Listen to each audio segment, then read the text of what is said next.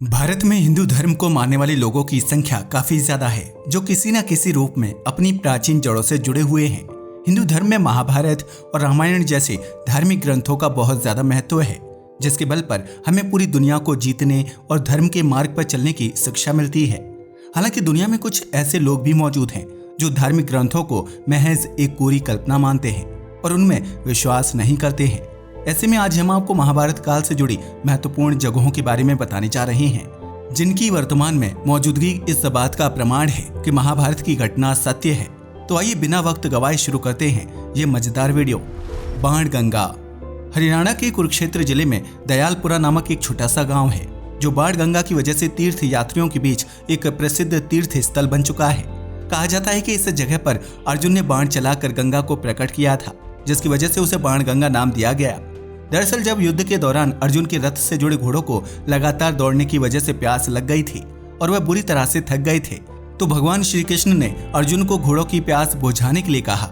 इसके बाद अर्जुन ने अपनी धनुर्विद्या का इस्तेमाल करते हुए बाण के प्रहार से गंगा नदी को प्रकट किया और भगवान श्री कृष्ण ने प्यासे घोड़ों को पानी पिलाया था। एक दूसरे प्रसंग की माने तो जब पितामह भीष्म मृत्यु सरशैया पर थे, तो कौरवों और पांडवों ने उन्हें घेर लिया था। इस दौरान पितामह ने पानी पीने की इच्छा व्यक्त की, जिसे पूरा करने के लिए अर्जुन ने गांडीव धनुष चलाया और बाण की मदद से जमीन पर प्रहार किया। बाण की चोट से जमीन पर जल धारा फूट पड़ी, जिसके पानी को पीकर पितामह भीष्म की प्यास बुझी और वह मृत्यु को प्राप्त हो गए। यही वजह है कि बाणगंगा को भीष्म कुंड के नाम से भी जाना जाता है, क्योंकि इस जगह पर उन्होंने अंतिम सांस लेते हुए पानी पिया था।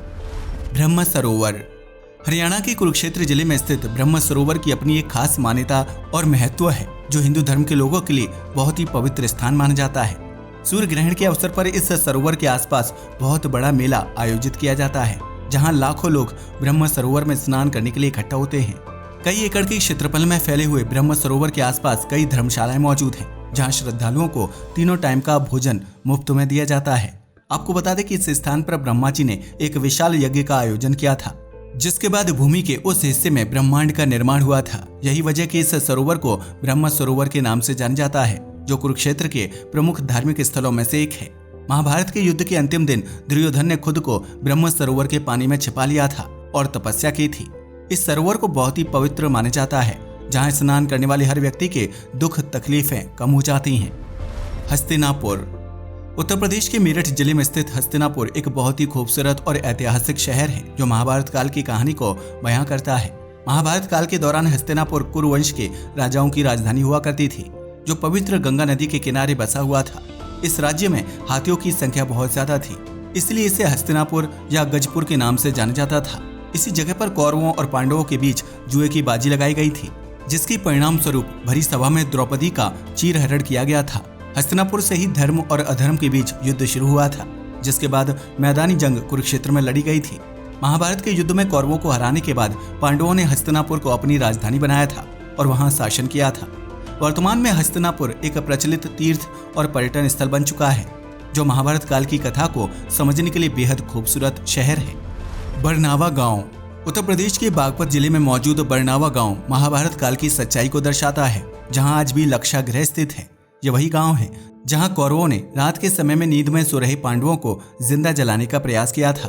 बरनावा का प्राचीन नाम बरनावत था, जहां कौरवों ने पांडवों को एक रात रुकने की इजाजत दी थी। यह एक टीले जैसे आकार का लाक्षागृह था, जिसमें पांडवों को जलाकर मारने की कोशिश की गई थी। हालांकि पांडवों ने समय रहते एक गुप्त सुरंग की मदद से लाक्षागृह से बाहर निकलने का रास्ता खोज लिया और अपनी जान बचा ली। यह सुरंग आज भी मौजूद है, जो लाक्षागृह से सीधा हिंडन नदी के किनारे पर खुलती है। महाभारत काल के दौरान पांडव इसी सुरंग से होते हुए लाक्षागृह की आग से सुरक्षित नदी के किनारे तक पहुंच गए थे। आपको बता दें कि बरनावा उन 5 गांवों में से एक है, जिसे पांडवों ने दुर्योधन से मांगा था। बाकी के 4 गांव पानीपत, सोनीपत, बागपत और तिलपत हैं। लेकिन दुर्योधन ने पांडवों को 5 गांव देने से इनकार कर दिया था और कहा था कि युद्ध के बिना पांडवों को सुई की नोक के बराबर भी जमीन नहीं मिलेगी। पांचाल राज्य प्राचीन भारत के महाजनपदों में से एक था, जो हिमालय के भावर क्षेत्र से लेकर चर्मनवती नदी और गंगा के उत्तरी तट के आसपास फैला हुआ था। इस राज्य के राजा द्रुपद थे, जिनकी बेटी द्रौपदी के साथ पांडवों का विवाह हुआ था। माना जाता है कि द्रुपद की गुरु द्रोणाचार्य के साथ घनिष्ठ मित्रता थी, जो पांडव और कौरवों के गुरु थे। लेकिन किसी कारण से द्रुपद और द्रोणाचार्य के बीच मनमुटाव हो गया और उनके बीच युद्ध छिड़ गया। परिणाम स्वरूप उस युद्ध में राजा द्रुपद की हार हो गई और उन्हें पांचाल को 2 हिस्सों में विभाजित करना पड़ा। पांचाल के उत्तरी हिस्से पर द्रोणाचार्य के पुत्र अश्वत्थामा ने राज किया, जबकि दक्षिणी पांचाल में राजा द्रुपद का राज्य था। इन दोनों राज्यों को एक दूसरे से अलग करने का काम गंगा नदी करती थी। वर्तमान में इस जगह को रुहेलखंड के नाम से जाना जाता है। पांचाल की राजकुमारी होने की वजह से द्रौपदी को पांचाली भी कहा जाता था, जिनकी जन्मभूमि आज भी महाभारत काल की गाथा बयां करती है। पांडवों की राजधानी इंद्रप्रस्थ। इंद्रप्रस्थ महाभारत काल का सबसे महत्वपूर्ण राज्य माना जाता है, जो पांडवों की राजधानी भी था। वर्तमान में यह जगह देश की राजधानी दिल्ली में स्थित है, जो यमुना नदी के किनारे बसा हुआ है। इस शहर की स्थापना से लेकर उसे राजधानी बनाने तक का पूरा श्रेय पांडवों को जाता है। इसलिए इंद्रप्रस्थ के नाम से ही महाभारत की यादें ताजा हो जाती हैं। दरअसल पांडव पांचाल के राजा द्रुपद की बेटी द्रौपदी से विवाह करने के बाद काफी शक्तिशाली हो गए थे। ऐसे में हस्तिनापुर के राजा धृतराष्ट्र ने पांडवों को नए शहर का निर्माण करने का आदेश दिया। उन्होंने कहा कि पांडव खांडवप्रस्थ के वनों को काटकर अपने लिए एक शहर का निर्माण करें, ताकि कौरवों और पांडवों के बीच सत्ता को लेकर किसी तरह का फर्क ना हो। महाराजा धृतराष्ट्र के कहने पर ही पांडवों ने खांडवप्रस्थ के जंगलों को काटकर हटा दिया और इंद्रप्रस्थ की स्थापना की, जो द्वितीय स्वर्ग की तरह दिखाई देता था। पांडवों द्वारा बनाया गया शहर इंद्र के अमरावती स्वर्ग को कड़ी टक्कर देता था, इसलिए इसका नाम इंद्रप्रस्थ रखा गया था। हालांकि बाद में पांडव जुए के चलते इंद्रप्रस्थ समेत अपनी पूरी जमीन और पत्नी तक को दांव में लगाकर हार गए थे। अंगदेश। महाभारत काल के दौरान अंगदेश पर सूर्यपुत्र कर्ण ने शासन किया था, लेकिन इस काम को करने के लिए उन्हें जरासंध से युद्ध करना पड़ा था।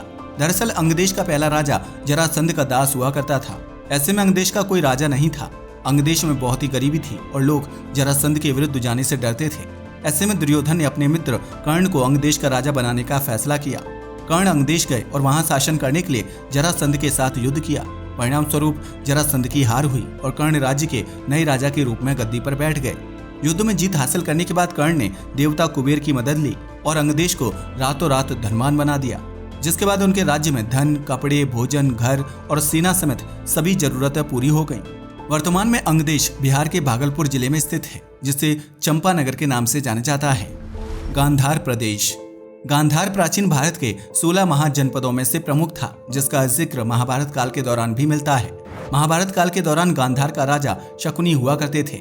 वहीं उनकी बहन गांधारी से राजा धृतराष्ट्र का विवाह हुआ था। गांधारी ने ही पुत्रों के रूप में कौरवों को जन्म दिया था और उनके मामा शकुनी थे, जिनके कठोर वचनों के कारण ही दुर्योधन ने महाभारत के युद्ध को जन्म दिया था। महाभारत काल के बाद 600 ईसा पूर्व से 11वीं सदी तक गांधार पर विभिन्न राजाओं ने शासन किया, लेकिन कुषाण शासकों की सत्ता के दौरान गांधार में बौद्ध धर्म तेजी से प्रचलित हुआ। हालांकि बाद में मुस्लिम शासकों के आक्रमण की वजह से गांधार राज्य का पतन हो गया और उसकी संपदा व समृद्धि पूरी तरह से नष्ट हो गई थी। वर्तमान में गांधार उत्तर पश्चिम पाकिस्तान के पेशावर जिले का महत्वपूर्ण हिस्सा है। द्वारिका नगरी। गुजरात के पश्चिमी हिस्से में समुद्र किनारे बसी द्वारका नगरी महाभारत काल का सबसे बड़ा प्रमाण है, जो 4 धामों में से एक धाम और 7 पवित्र पुरियों में से एक पुरी माना जाता है। भगवान श्री कृष्ण ने राक्षसों के हमले से यादव वंश की रक्षा के लिए मयासुर और विश्वामित्र की मदद से एक भव्य नगरी का निर्माण किया था, जिसका नाम द्वारिका रखा गया। इस नगरी में कई भव्य महल, वनस्पति उद्यान और झीलें मौजूद थी। साथ ही समुद्री व्यापार के लिए बंदरगाह सुविधा भी थी। श्री कृष्ण ने महाभारत का युद्ध समाप्त होने के बाद लगभग 36 सालों तक द्वारिका में राज किया था, जिसके बाद उनका देहांत हो गया। भगवान श्री कृष्ण की मृत्यु के बाद द्वारिका के बुरे दिन शुरू हो गए और आखिरकार यह भव्य नगरी समुद्री लहरों की चपेट में आकर गहराइयों में डूब गई। ये भी कहा जाता है कि गांधारी ने अपने पुत्रों की मृत्यु पर विलाप करते हुए भगवान श्री कृष्ण को श्राप दिया था कि जैसे उनका कुल नष्ट हुआ है, ठीक उसी प्रकार यदुवंश यानी यादव वंश भी खत्म हो जाए। गांधारी के इसी श्राप की वजह से भगवान श्री कृष्ण की द्वारिका नगरी पानी में डूब गई थी, जिसके अवशेष गुजरात के समुद्र में आज भी देखे जा सकते हैं। भमुरेश्वर शिवलिंग। उत्तर प्रदेश के उन्नाव शहर से लगभग 62 किलोमीटर की दूरी पर एक छोटा सा गांव स्थित है, जहां भमुरेश्वर शिवालय मंदिर में सावन के महीने में भक्तों का तांता लगा रहता है। कहा जाता है कि इस मंदिर में स्थापित शिवलिंग के मात्र दर्शन करने से ही सभी मनोकामनाएं पूरी हो जाती हैं, जैसे खुद भीम ने स्थापित किया था। द्वापर युग में अपने अज्ञातवास के दौरान भीम ने माता कुंती की प्रतिज्ञा को पूरा करने के लिए शिवलिंग की स्थापना की थी। क्योंकि माता कुंती शिवलिंग का जलाभिषेक किए बिना जल या भोजन ग्रहण नहीं करती थी। ऐसे में माता कुंती के प्रण को पूरा करने के लिए भीम ने सई नदी के किनारे शिवलिंग की स्थापना कर दी, जिसे बाद में भीमेश्वर शिवालय के नाम से जाना जाता था। महाभारत काल के बाद कई आक्रमणकारियों ने मंदिर में स्थापित शिवलिंग को निकालने और उसे नष्ट करने की कोशिश की, लेकिन उनके सभी प्रयास विफल हो गए। आज भी सैकड़ों भक्त अपनी मनोकामना की पूर्ति के लिए भंवरेश्वर शिवलिंग के दर्शन करते हैं, जो महाभारत काल का सबसे महत्वपूर्ण प्रतीक माना जाता है।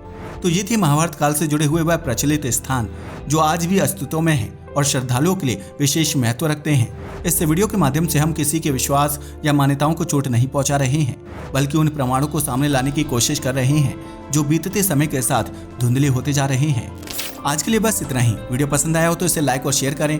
धन्यवाद।